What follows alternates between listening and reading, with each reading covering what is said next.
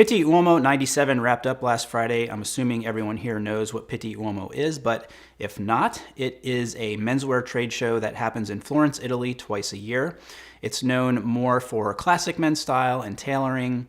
Over the years, it has become the gathering place for well-dressed and stylish gentlemen from all over the world, and gained a little bit of a reputation for those attention seekers, also known as the Pitti Peacocks. So last year I did a reaction video to some of the Pitti street style roundups that you see across the internet from various publications, and I was considering doing the same thing this year, but instead I've decided to do something a little different, and that is to just curate some of my favorite looks that I saw as a spectator from my phone. And one of the reasons I decided to do it this way as opposed to the way I did it last year is that in preparing for this video, I started looking online in all of the usual places that one would find street style roundups, and I started to notice something which honestly totally makes sense.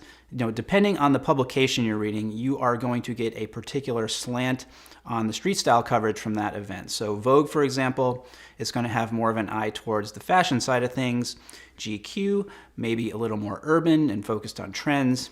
And the conclusion I came to is that this is very much like the coverage of politics.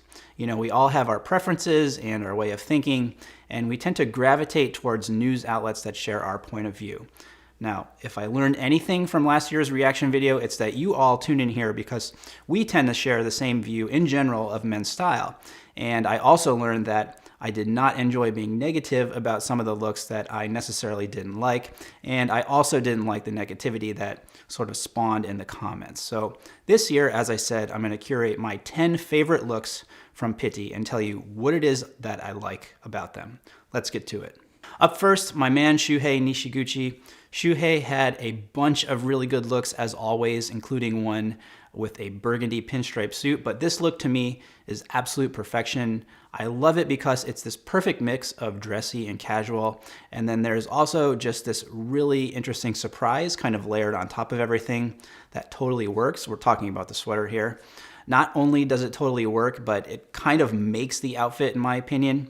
If you take it away, still a good outfit, but adding the sweater with the shapes and the colors over the top of a perfectly fine outfit, just a brilliant move, and it looks so fresh.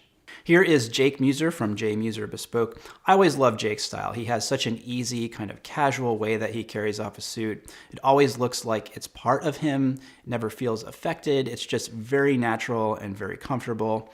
Here, I love what he's doing with the earth tones, the kind of dark green herringbone jacket paired with the brown turtleneck. Perfect accessories too. The scarf and pocket square complement the jacket and turtleneck so well. This is exactly how you do it. Definitely have to mention the watch also. Looks like a day date. Super classy all around. This is Alessandro Squarzi. Some things in general that I like about his style is the way he combines dressy and casual elements as well as the way he uses vintage pieces in his style.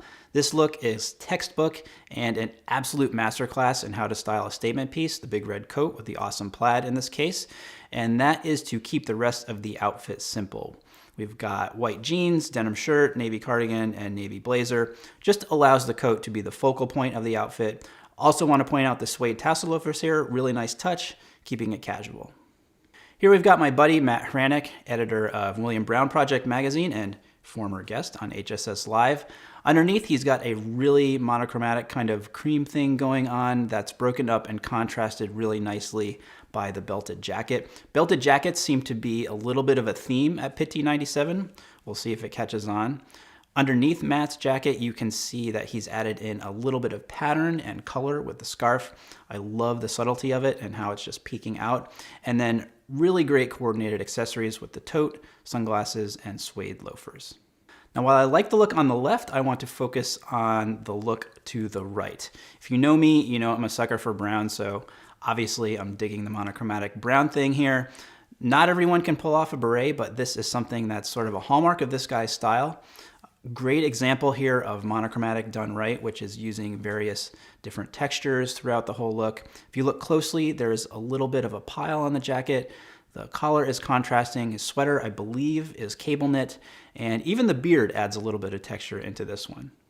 Not a full look here, but a great detail shot of pretty much everything you need to see. First, obviously, the coat is absolutely fantastic. Love the big houndstooth, and also the belt is a great touch. Cool pattern mixing too. The suit, also houndstooth, but small enough that there's a contrast between the two sizes, between the coat and the suit. That's kind of pattern mixing 101. And then we have a really great unexpected and muted pop of color with the plum turtleneck. Another great example of how to style a statement piece. So I know I just said that not everyone can pull off a beret, but I think this guy does it really well also. It takes this look into a completely other dimension, and I love the symmetry and balance it creates between the beret and the suit. Great execution here of pattern and also kind of subtly making a statement. We've got the stripe of the shirt, the check of the tie, and the plaid of the scarf. It's all within the same color family, but it pops off in such a great way. This looks so simple, but there is so much more to it. This is Carl Edwin Gare, better known as @Garisms. Dude can really do it all, and I love the understated elegance of this look. Love the color palette of the gray and the plum. Again, we have the one statement piece, being the scarf here, doing a great job of kind of focusing your attention up to his face.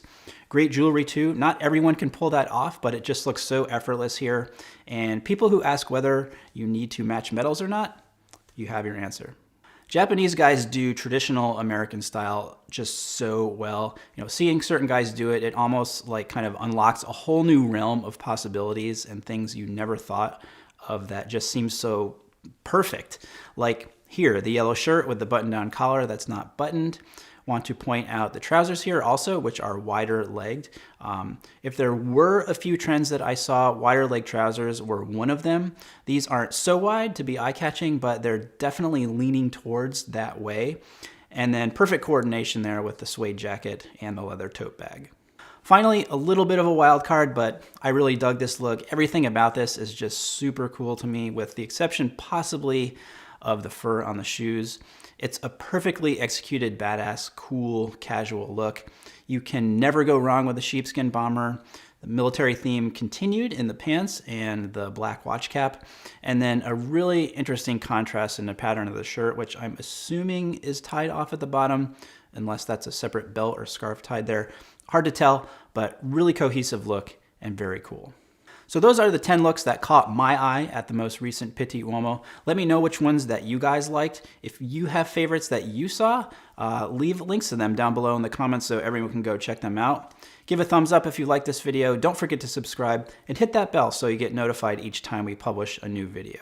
That's all for now. Until next time, thanks for watching and stay tailored.